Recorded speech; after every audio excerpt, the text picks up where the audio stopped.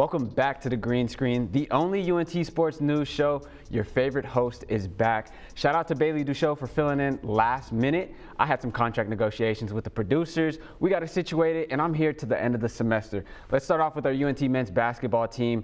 They have 2 final games left in their season, and they just lost their game against Charlotte. They're currently 16-13 and ranked 10th in the American Conference.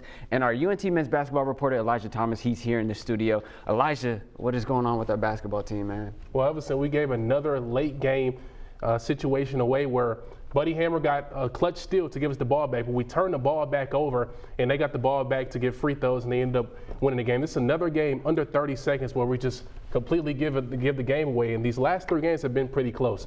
And we go into there, we lose on the road, and we can't get that one done. But when I talked about bench scoring last week, we just don't have enough consistency from everybody else but David Terrell and Deshaun Stevenson. Once again, we didn't get enough, right? But this week, Reese Robinson was the one that stepped up and kind of gave us a little something. Buddy Hammer was very impactful in his minutes, but everybody else, Dylan Arnett, Cole Franklin, a whole bunch of guys, we didn't get enough scoring from then. And then you asked to put the game on their back and carry us for the majority of the game. David Terrell Jr. and Deshaun Stevenson combined for 34 points, but that's just not enough, right? The impact player today was David Terrell. He had 18 points, he had 7 assists, and he had 1 steal. He was very impactful. He was the impact player of the game. But we just, like I said, we're just not getting enough. One key name that I can mention is Cole Franklin. His last 5 games, he's averaging 4 points on 32% from the field, and in 129 minutes. So it's just not enough, right? I don't know if he needs to be benched. I don't know what's going on. But 30 minutes, you're giving us 4 points in the last 5, and you're only shooting 32% from the field. And about 120 minutes, it's just not enough.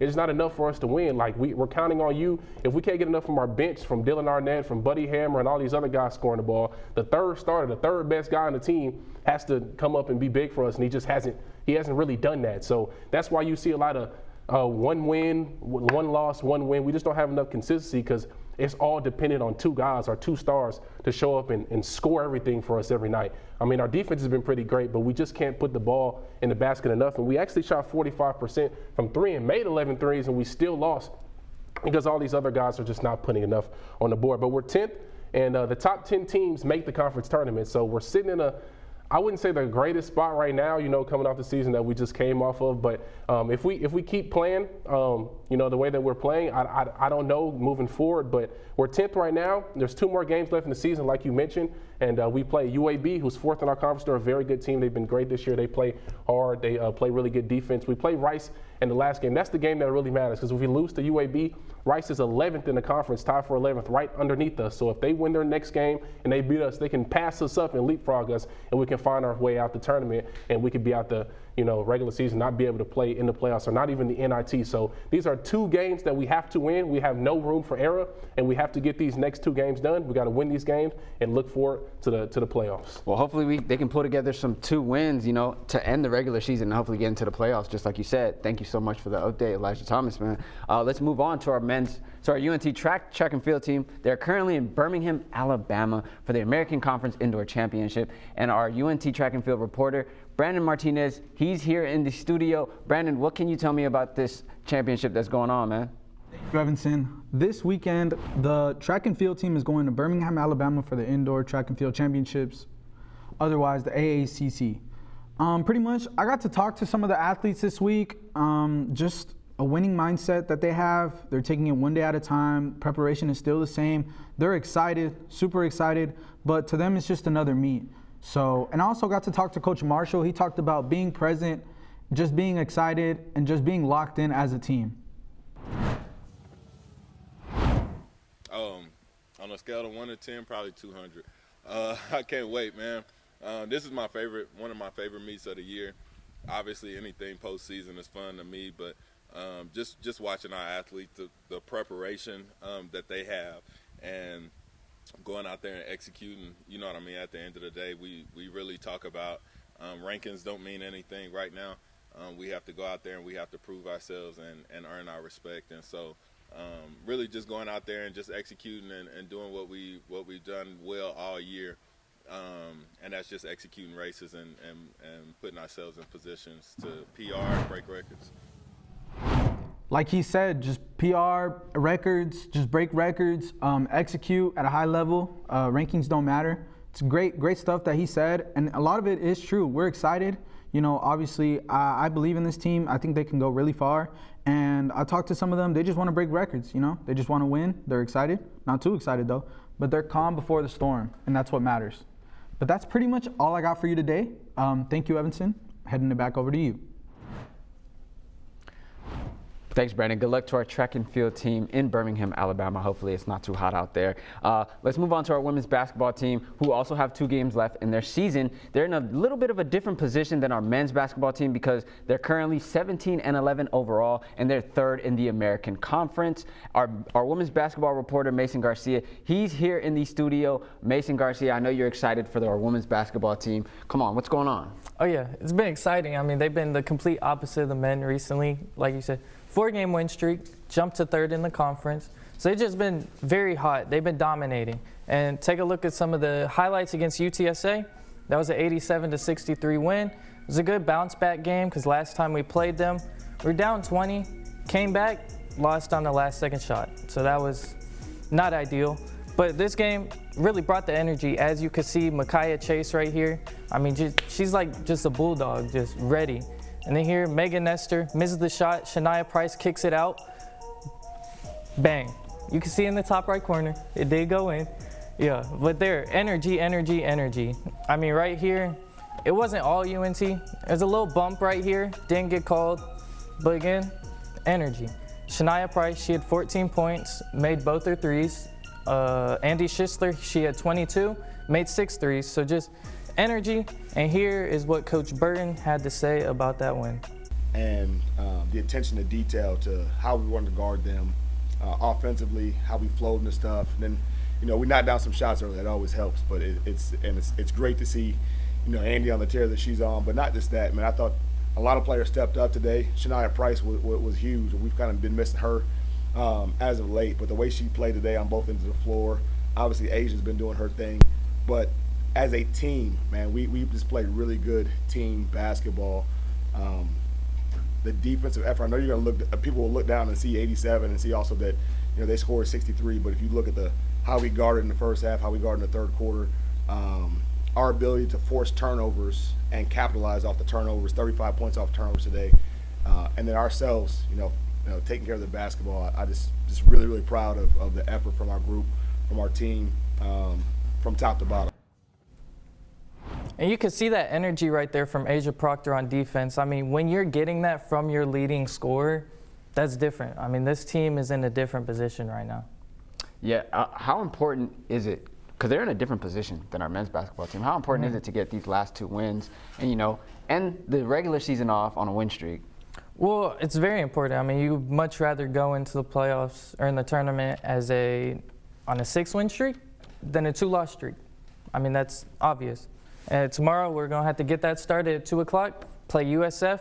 Last time, tough game against them, lost 77-61 against USF. But both teams are coming off 20-plus point wins. And USF, they're only a half game behind us in the standings. So with the win, they would jump us. Ahead in the playoffs afterwards. Yes, not that it matters because both teams already clinched, but seeding purposes. Well, hopefully we can extend our win streak, get some more wins. Shout out to our women's basketball team who's playing phenomenal this season on a 4-game win streak, like Mason Garcia said. Thank you so much for the update, Mason. Now, we do have some exciting football news. The new schedule is out, and our football reporter, Jayden Rudd, who we've missed so much, having him in the studio. He is here right now. Jayden, tell me what's going on with the football schedule. It's very exciting to be back into the studio. You know, I thought the last show I was on, I thought it was going to be my last one, but hey, it's surprising to be here. UNT schedule drop. Neil Brown era is in full effect. And honestly, the first 4 games are honestly pretty tough.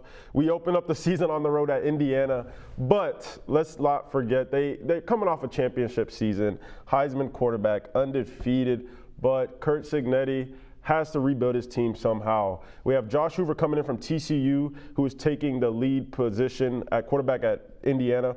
But I really can see UNT jumping the gun early and taking a lead and, you know, probably taking a dub 25-21, somewhere around that. It's going to be real close, but who knows. And then we come back home against UNLV, who's coming off a great season last season in the Mountain West Conference, 10-3. They did lose in a championship and then lost their last game. We have Texas State on the road, which is going to be interesting because 2024, I believe, Drew Mestermaker made his debut, and, you know, we did lose that game in the bowl game, but we get to some redemption. That one's going to be kind of rocky. You know, the new Pac-12 is starting to jump up. Texas State did some noise last year, finished 7-6, but, you know, we're ready to see how that goes. And then we have a game against Houston Christian, who's an FCS opponent that, you know, UNT hasn't really played FCS teams, but it could be a tune-up game before league play starts, when it starts at Tulsa on October 1st. And then we have Charlotte, who we know Drew Mestermaker did break that record last year, but they could have a new team. We have a new team. And then we go to Navy on October 24th, which we know Navy came in here 7-1 or undefeated 7-0 last year, and we gave them their only loss in conference. Then we go to Florida Atlantic. They're coming to Denton October 29th. We play Rice November 7th. November 14th is at UTSA, and you know they say UTSA has voodoo in their dome, so that's going to be a good game to look out for. The rivalries are starting to heat up. We're getting to see Rice and UTSA on our schedules a lot more. November 21st, it's a rematch of the American Conference Championship at Tulane, which is going to be very interesting. Tulane, you know, loses their head coach, and it's going to be a new team coming in for that team. So very interesting. I don't expect it to be how it was last season in the conference championship. Maybe UNT sneaks it out, but hopefully we get that dub. And then we end the season off against UAB here at Datku Stadium. But the main thing to look out for is quarterback play. We have 3 quarterbacks that have a chance to be starters. We have Chasten Ditta, who comes in from Eastern Carolina. We have Chris Jimerson, who sat the bench last year behind Mestermaker, who had some promising throws when he did play. So those are 2 good quarterback options to look out for. And then you also have Taven Jackson coming in from UCF, who's trying to end his career off on a good note. But again, I know Neil Brown coming into this season, he did announce himself as the offensive coordinator, so that's something to look out for. I think he can keep this offense jumping, and hopefully we have another great season. Going back to you, Evanson. Thanks, Jayden. The reigning champions as our first game of the season. That sounds very challenging. It sounds like a very tough schedule in the beginning for our men's football team, but you know, good luck to them. Can't wait for the season. Can't wait for the next season. Let's move on to our women's softball team, who have had a phenomenal start to the season. And our women's softball reporter, Matt Mehl, he's here in the studio. Matt, man, what a great start that they're having. You know, it didn't start off the way that they really wanted it to, but they've been able to rebound, especially like the past few games. They just got back from Commerce, Texas, where they played in a 6-game tournament. They were able to go 4-2. They ended the tournament on a 3-game win streak, all games ending early. They didn't go to 7 in any of those 3 games, which is amazing. A really bright spot on this team has been Elizabeth Moffitt, and it's been that way all year. She was named an American Conference honorable mention for the 2nd time, which is huge. She actually has a .636 batting average the past week, which leads the American Conference. The last 3 games, the team was able to find their groove, and to comment more on that is Madison Conley. Yes, definitely. I feel like the past couple weekends we've been really trying to identify who we are as a team, and I think we really discovered that this weekend and got to find what the pulse really meant within each other, and I felt like we really took that onto the field. Yeah, like Madison Conley said, it was a great weekend. It really should have been 5 wins. We did have one little slip up where we went up 6-0 on SIEU and gave up 10 runs in the last 3 innings to lose. But despite that, the team was able to put it together. They were able to win 3 straight games after that and gain some momentum, only being 3 games below 500 now at 7-10. Overall, the team really put it together this weekend. Pitching, hitting, everything finally starting to come together. As a team, the last 5 games, they're over 400 batting, which is absolutely amazing, which they want to take into this weekend, going to Lubbock to play Texas Tech twice, the #2 team in the country, Detroit Mercy, and Abilene Christian twice as well. To comment on the mentality that the team has going into those games, Coach White said this. No, we try to take a simplistic approach, to be honest with you. The game is hard enough as is, especially when you're playing an extremely talented opponent like Texas Tech is. Everything can get really heavy. Everything can get very difficult. So we try to simplify everything, take the hard part of it, and just simplify the best we can.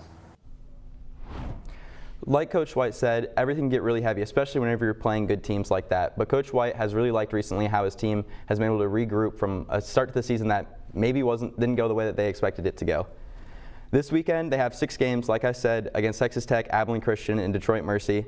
They want to take their last game where they had 14 hits against Southern, which is one shy of a season high, into this one where they hope to get some more wins and maybe even get back to 500 on the season and carry that into conference play. Man, hopefully they can continue their win streak. Another Mean Green sports team with a win streak. Thank you so much for the update, Matt. Now let's move on to our tennis team, who are also on a winning streak. And our tennis reporter, Josh Landers, he's here in the studio. Josh, man, nothing but wins over here, huh? Thanks, Evanson. And just as I predicted last show, UNT tennis took down Abilene Christian for their 3rd straight win and the Mean Green's first back-to-back road win since 2021. North Texas took down ACU in a 6-1 beatdown. In doubles play, Lily Schultz and Lou Shillard added another win to their resume with a 6-2 doubles win. With this win, the duo of Lily and Lou improved to 7-2 overall this season, already matching their win totals from the previous 2 seasons. Elsewhere for doubles, the freshman combination of Eugene Batsuk and Pia Pedalensek grabbed a 6-3 win to earn the doubles point for UNT. North Texas has won the doubles point in 4 consecutive matches after starting the year doing so in just 2 of their first 6 matches. In singles, Shillard continues her winning streak to 5 consecutive wins. Shillard is now 5-1 for singles play this season. The star player, though, for this match seemed to be our star freshman player from Mongolia, Eugene Batsuk, who put the Mean Green 1 point away from the victory. It was Eugene's 3rd consecutive win. Prior to coming to UNT, Eugene Batsuk was one of the top junior players in Mongolia and was a member of Mongolia's junior national team.